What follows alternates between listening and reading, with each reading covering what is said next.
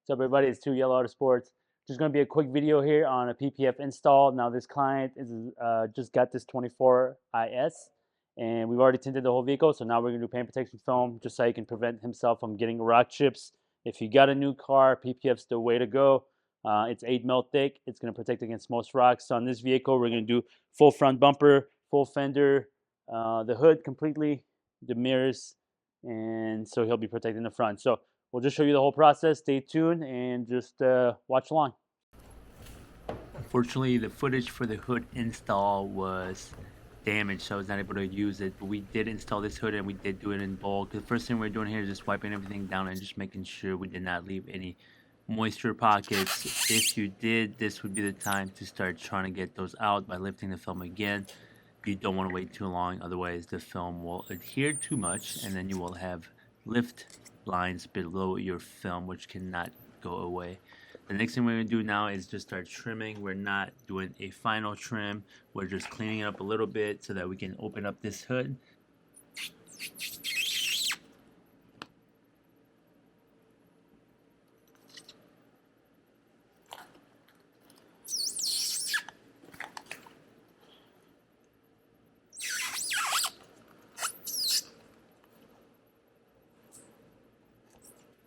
We're going to install fender next. Now we cut out a kit in this case that already had this F Sport badge cut out.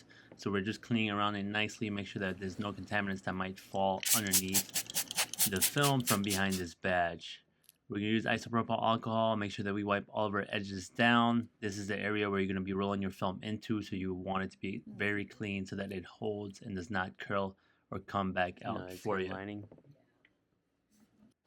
Now Adam's going to start by getting slips across the entire fender.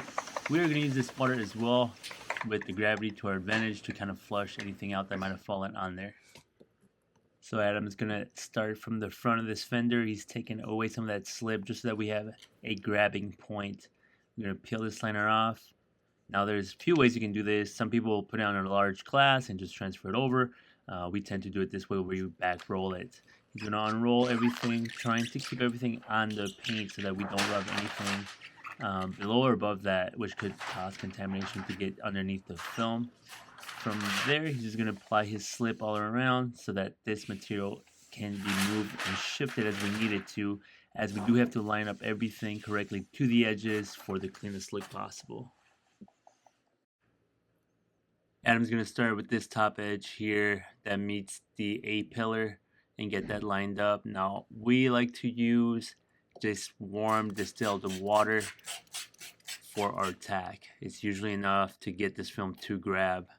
And the initial squeegee that you're going to do here is not with too much pressure. You're really just dressing it so that it stays in place. You can increase pressure on your squeegee just to lock it in better.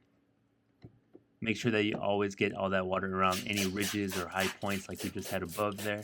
And then he's going to work his way down to the bottom of the fender and line up that corner, making sure that that film on the edge is nice and aligned. Oh, shit.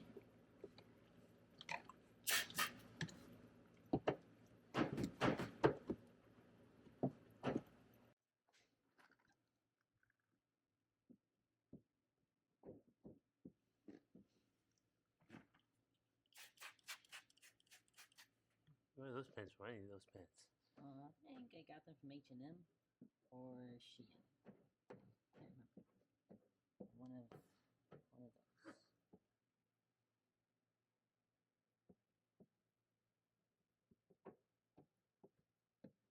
They're not water resistant, but Yeah, but they're light though. Yeah. And they do they breathe though?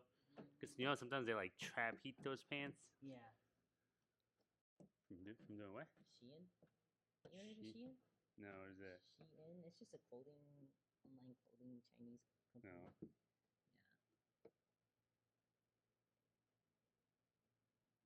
Is the film still on top? Oh no. I was like, where the hell are you getting that so tight?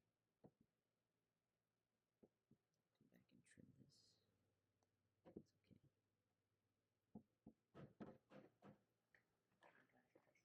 Now that the back is tacked, we're going to work over to the front and adjust this. We're going to add a little bit more slip just so we get that shift. And from here, we're just going to line up that corner It's important when you PPF to always line everything up right too and not leaving much paint exposed. Just as the name of the product that we're applying, paint protection film, that's exactly what we want to do. You do want to leave sometimes a tiny amount of gap where the paint is visible, and that's so that you can squeegee that water out. Obviously, you want that water to be completely gone, which will allow the adhesive to show and to grab. So we're lining up that corner as best as we can, and then we're going to squeegee it in place, locking it in.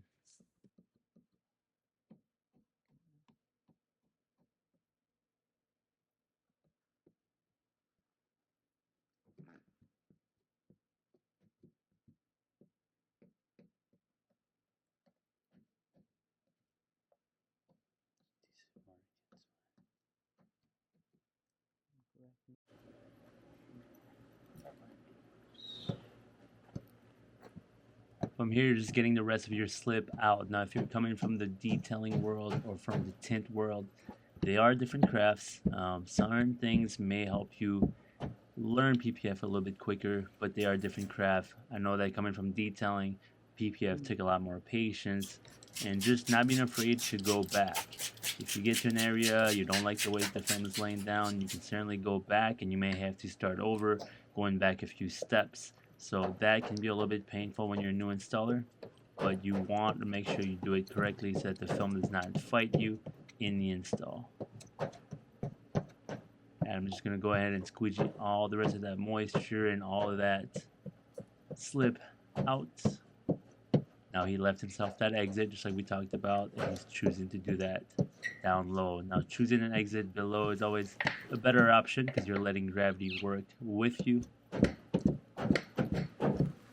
And once again, we do have a hard edge here on this fender, so you want to make sure you get a nice squeegee across that so that there's no water pooling on the actual ridge line. He's going to use a little bit of his water here and just work that film down to the bottom, get that film flat, and then we'll just let it air dry and we'll come back and get that tucked in all the way and around.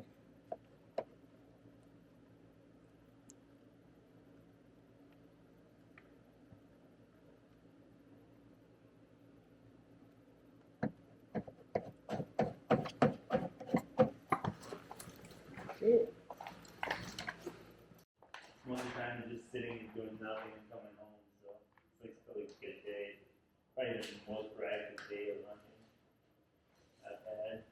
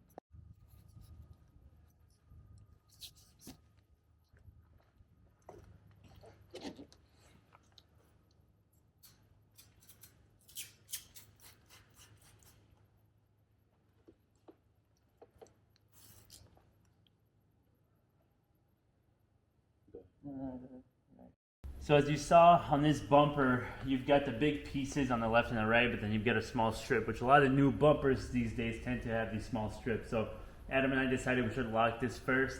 A lot of times the kit will have small, tiny slits, which is kind of where the sharp angles tend to be. And so you always want to make sure that these are nice and flat, because otherwise it's going to be really hard to get them down. So you get them down with just a tap. You shouldn't have to trim or anything like that. Now you may still have to do that a little bit sometimes, but you want to respect the corners that are tight. So we locked this first, and then I went down to this corner next. And then from here, I'm looking at this kit. There's actually, I could go to the far side and lock that to where the fender meets the bumper, but I'm actually gonna lock this here because I need to make sure that this whole area stays flat. As you can see, it's already pretty much flat, right? We've got water behind it, but we can squeegee all that.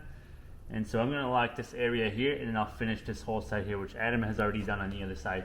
From there, we can do a little bit of a stretch all the way to the body line and tack all that. So just want to kind of give you a rundown on how we look at these kits when we look at them on the car, and kind of try to read the body and what it tells us to do. This film can do a lot. It can take a lot of curves, but it does have limitations, which is important to understand as an installer, or if you're somebody that's getting PPF done on your car. You got to understand that some cars have really difficult body lines, which makes a PPF install harder, and then a good installer will make adjustments as needed so that it stays for the long term.